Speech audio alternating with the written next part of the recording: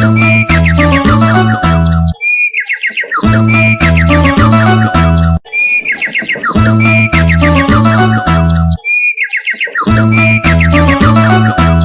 शांति छोटे।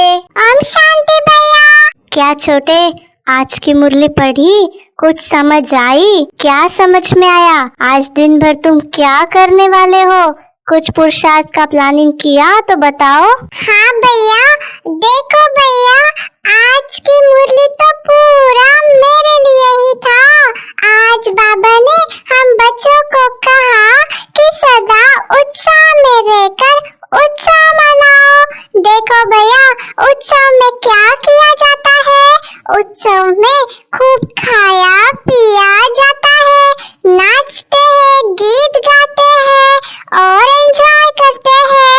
देखो भैया, मैं तो हमेशा ही बहुत एंजॉयमेंट में रहता हूँ, खुश रहता हूँ, गीत गाता हूँ, नाचता हूँ, अपनी पसंद की चीज खाता हूँ और रोज उड़कर दूर दूर घूमने भी जाता हूँ। देखो भैया, मैं तो उत्सव मनाता ही हूँ।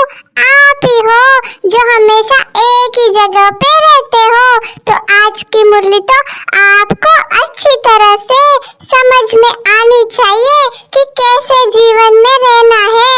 लेकिन भैया, ऐसे हर बात को एक्सप्लेन नहीं कर सकता हूँ। संडे था ना भैया, बहुत कठिन होता है उस बात को बताने के लिए, तो आज की मुरली आप ही रिवाइज कीजिए भैया। अच्छा छोटे, तो एंजॉय करना माना उत्साह में रहकर उत्सव मनाना कहा है बाबा ने। अच्छा ठीक है, देखते हैं आज बाबा ने क्या कहा है और तुम्हें क्या समझ में आया है। आज बाबा ने कहा, बाप विश्वेश्वर है और विश्वेश्वर बाप माना सारे विश्व का ईश्वर पिता अपने बच्चों को मिलने के लिए आया है। तो आज बाबा ने कहा कि ब्राह्मण आत्माएं अति स्नेही समीप आत्माएं हैं, क्योंकि बाप के साथ साथ ब्राह्मण आत्माएं भी ब्राह्मण जीवन में अवतरित होकर बहुत बाप की सहयोगी बनी है ना। तो बाबा ने कहा है छोटे कि आज अवतरण के बारे में बाबा बात कर रहा है, क्योंकि अवतरण बाबा का जन्मदिन है ना। तो जन्मदिन में क्या करते हैं? उमंग उत्साह में रहते, खुशी में नाचते हैं। तो बाबा का बर्थडे है तो बच्चों का भी बर्थडे है ना, क्योंकि उसी दिन तो हम ब्राह्मण भी बने। तो बाबा ने हम बच्चों को कहा कि बाबा दिल से मुबारक देता है। हाँ भैया, देखो भैया, आज बाबा जन्मदिन मना रहा है। बाबा का भी जन्मदिन, बच्चों का भी जन्मदिन, तो आज तो हमें केक बनाना चाहिए, क्योंकि बर्थडे पर तो केक ही बनाते हैं ना भैया। आप मुझे दूसरी बातें मत सुनाओ, मुझे आज तो केक ही खाना है भैया। अच्छा छोटे, पहले मुरली तो सुन लो, उसके बाद डिसाइड करेंगे, ठीक है, क्या करना है क्या नहीं। तो आज बाबा ने हम बच्चों को कहा कि देखो, भक्त आत्माओं के पास बाबा बिंदु रूप में विशेष स्मृति में रहता है। माना शिव जयंती शिवरात्रि मनाते हैं ना भक्त, तो बाबा ने कहा बिंदु की ज्यादा पूजा करते हैं, माना शिवलिंग की। तो छोटे, बाबा ने कहा कि बिंदु माना भारत में बिंदु का महत्व बहुत है। बिंदु जितना ही सूक्ष्म है उतना ही शक्तिशाली भी होता है। इसलिए बाबा ने कहा बिंदु बाप को ही शक्तियों के, गुणों के, ज्ञान के सिंधु माना सागर कहते हैं ना। तो बाबा ने कहा जैसे आप सभी झंडा लहराते हैं, तो बाप क्या यह झंडा लहराएंगे? यह सेवा के साकार रूप में जिम्मेवारी बच्चों को बाबा ने दे दी है ना। बाप ने ही झंडा लहराया, लेकिन कौन सा और कहा? तो बाबा ने कहा बच्चों की विशेषताओं के स्नेह का झंडा बाबा ने लहराया है। कितने झंडे लहराए हैं बाबा ने? बाबा ने कहा कितना अच्छा दृश्य लग रहा है। हाँ भैया, शिवरात्रि के दिन हम सभी बच्चे सेंटर पर झंडा फहराते हैं ना भैया। मुझे शिवरात्रि के दिन का सेलिब्रेशन बहुत पसंद आता है, क्योंकि उस दिन हम साबूदाने की खिचड़ी भी खाते हैं ना भैया। तो मुझे तो वो बहुत पसंद है, लेकिन जैसे सेंटर पे बनती है ना, वैसे तो कहीं पर भी नहीं बनती, इसलिए शिवरात्रि को मुझे बहुत मजा आता है। अरे छोटे, बाबा क्या कह रहा है कि बिंदु की वैल्यू है और बाबा अपने बच्चों के विशेषताओं को याद कर रहा है।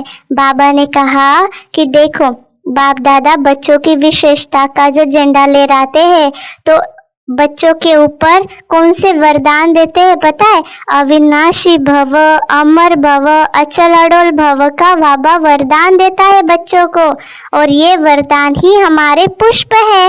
बाबा ने कहा आज क्या करना है बच्चों को? बहुत खुशी में रहना है। देखो छोटे, आज बाबा कह रहा है कि बाबा अपने बच्चों से कितने समय से अलग रहते हैं, समीप बच्चों से दूर रहते हैं, स्नेही बच्चों से अलग परम धाम में रहते हैं। चाहे परम धाम में कहो और आत्माएं भी रहती है, लेकिन जो पहली बाबा की रचना है, जो हम बच्चे हैं, हमसे तो बाबा दूर रहता है ना। तो बाबा ने कहा कितने समय की बिछड़ी हुई आत्माओं से बाबा मिलता है, तो बाबा को तो विशेष खुशी होती है इस अवतरण के दिन। तो देखो छोटे, हम बच्चों से मिलकर बाबा कितना खुश होता है। हाँ भैया, हम बच्चे कितने लकी हैं कि बाबा हमसे मिलना चाहता है। बाबा हम बच्चों को याद करता है भैया, कितना नशा रहना चाहिए। इसीलिए शिवरात्रि के दिन भगवान हमसे मिलता है तो हम खुशी और नशे में रहते हैं ना भैया। इसीलिए उस दिन लोग भी बहुत भांग आदि पीते हैं और नशा करते हैं। उन्होंने स्थूल नशा समझ लिया है भैया, लेकिन ये तो आत्मिक और रूहानी नशे की बात बाबा कर रहा है भैया। देखो भैया, मैं होशियार हूँ ना। हाँ छोटे, सही कहा, तुम तो बड़े होशियार हो। आज बाबा ने ये कहा कि ब्राह्मण जीवन में एक तो सेवा है, दूसरा क्या होता है? माया आती है।